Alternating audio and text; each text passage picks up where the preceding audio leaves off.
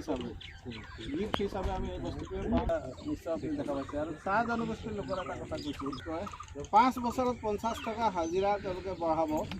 नमस्कार, आप देख रहे हैं असम समाचार। असम विधानसभा चुनाव जैसे जैसे नजदीक आ रहे हैं, वैसे वैसे चुनावी प्रचार भी तेज होता जा रहा है। इसी कड़ी में तिनसुकिया विधानसभा क्षेत्र से निर्दलीय उम्मीदवार ललन साहनी लगातार जन जन तक पहुंचने की कोशिश कर रहे हैं। पत्रकारिता के माध्यम से लंबे समय तक जन समस्याओं को उठाने वाले ललन साहनी का कहना है कि जब उनकी आवाज पर कोई ठोस कार्रवाई नहीं हुई, तो उन्होंने खुद मैदान में उतरकर समस्याओं का समाधान करने का निर्णय लिया। इसी क्रम में वह शिवपुर चाय बागान पहुंचे, जहां उन्होंने चाय श्रमिकों से खुलकर बातचीत की और उनकी समस्याओं को करीब से समझा।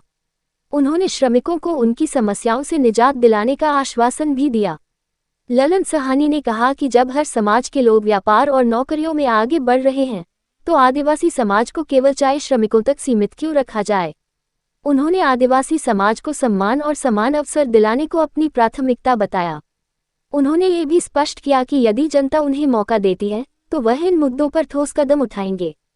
अब देखना ये होगा कि जनता उनके इस प्रयास को कितना समर्थन देती है। आइए देखते हैं इस पर हमारी खास रिपोर्ट।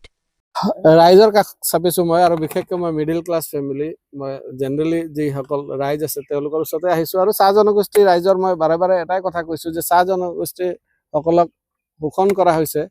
চাহ জনগোষ্ঠীসকল নিজৰ যি সন্মান পাব লাগিছিল, যি মৰ্যাদা পাব লাগিছিল, তেওঁলোকে বঞ্চিত হৈছে। আৰু মই তেওঁলোকক সন্মান দিয়াব আহিছোঁ। মোৰ উদ্দেশ্য হ'ল যে তেওঁলোকে যেতিয়া হস্পিটেল এখনত যাওক, তেওঁলোকক ইজ্জত সন্মানেৰে তেওঁৰ চিকিৎসাটো হওক। স্কুল এখনত যদি মাষ্টাৰ নাই, বিদ্যালয় এখনত যদি মাষ্টাৰ নাই, সেই মাষ্টাৰ তাত শিক্ষক দিয়া ব্যৱস্থাটো হ'ব লাগে। আজি ডেইলি বজাৰ, নিউ মাৰ্কেট বা যিকোনো চাইডিং বজাৰ আপুনি যদি চাব যায়, এগৰাকীও চাহ শ্ৰমিক তেওঁৰ ব্যৱসায় নাই, গতিকে তেওঁলোকৰ ব্যৱসায় হ'ব লাগিব। আজি থলুৱা ক্ষেত্ৰতে চাওক, আজি আমাৰ গাঁৱে ভূঞে যিসকল মহিলা আছে, যিসকল আমাৰ বাইদেউ আছে, আইতা আছে, তেওঁলোকে আজি মৰ্যাদা পোৱা নাই। মৰ্যাদা নোপোৱা কাৰণ কি? তেওঁলোকে যি শাক পাচলিয়ে হওক বা যি ফল মূলে লৈ আহে, সেই ৰাস্তা ফুটপাথত তেওঁলোকে বস্তা মেলি তেওঁলোকে শাক পাচলি বিকিব লগা হয়। তেওঁলোককো সন্মান সহকাৰে আমি এখন দোকান বনাই দিব লাগিব। খিলঞ্জীয়াৰ এটা দোকান হ'ব লাগিব, মাৰ্কেট হ'ব লাগিব, আমাৰ থলুৱাৰ মাৰ্কেট হ'ব লাগিব। তেনেধৰণৰ বহু পৰিস্থিতি সন্মুখীন হৈছে তিনচুকীয়াবাসী ৰাইজ। বাট পথৰ যি সমস্যা, নলাৰ সমস্যা, মই বাৰে বাৰে কৈ আছোঁ, আপোনালোকে যিসকল জনপ্ৰতিনিধি নিৰ্বাচিত কৰিছে, তেওঁলোকে আপোনাক গিফ্টত দিছে। আপুনি বছৰটোত 50 বাৰমান লেট্ৰিন আৰু টয়লেটৰ পানীত সোমাই থাকিব লাগিব। এয়া হ'ল তেওঁলোকৰ গিফ্ট। আৰু মোৰ গিফ্ট সেইটোৱে থাকিব যে তাৰ পৰা মই তেওঁলোকক যি ওলাই আনিব লাগে, কৃত্ৰিম বানপানীৰ যি সমস্যা আছে শেষ কৰিব লাগে, সেইটো হ'ল মোৰ ইছ্যু। যেহেতু আজি আপুনি বাগানত নিৰ্বাচনী প্ৰচাৰ চলাব আহিছে, আদিবাসী জনতাৰ কাৰণে আপুনি কেনেধৰণে আগন্তুক দিনত যদি আপুনি জয়ী হৈ আহে, কেনেধৰণে তেওঁলোকৰ উন্নতিৰ বাবে আপুনি কাম কৰিব? চাওক, মই বাৰম্বাৰ এটা কথা কৈ আহিছোঁ, মই যদি ভোট পাই মই জয়ী হ'ব নোৱাৰোঁ।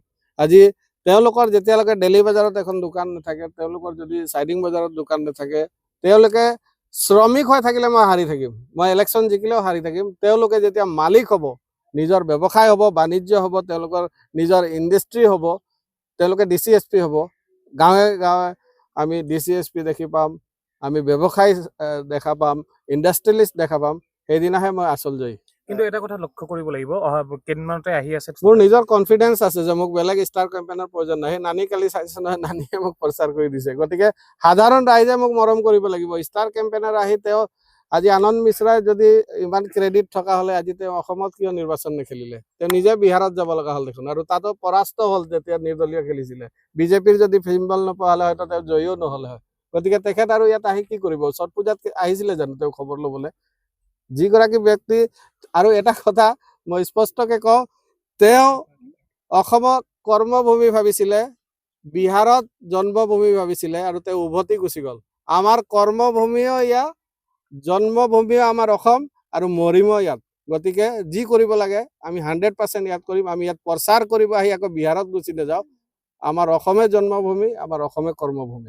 যেহেতু তিনিচুকীয়া বিধানসভা সমষ্টিৰ পৰা দুগৰাকী প্ৰাৰ্থী, এগৰাকী কংগ্ৰেছৰ পৰা ডেভিড ফুকন আৰু এগৰাকী পুলক গোহাঁই, তেওঁ নিৰ্বাচনী প্ৰচাৰ চলাইছে। তেনে ক্ষেত্ৰত আপোনাৰ কেনেকুৱা ধৰণৰ নিৰ্বাচনী প্ৰচাৰ চলাইছে? তেওঁলোকৰ ভাগে নিৰ্বাচনী প্ৰচাৰ চলাইছে, কিন্তু তেওঁলোকৰ মানুহখিনি আকৌ মোৰে মানুহ। প্ৰচাৰত ঘূৰি ফুৰে কিন্তু মন আকৌ লালনৰ ফালে থাকে গতিকে মই কৈছো 8 তাৰিখলৈকে সেইফালে থাকক 9 তাৰিখে অকল মোৰ ফালে হলে হ'ব বাদ বাকী চৰকাৰ যাৰ হ'ব আমি তাৰ লগতে গুচি যাম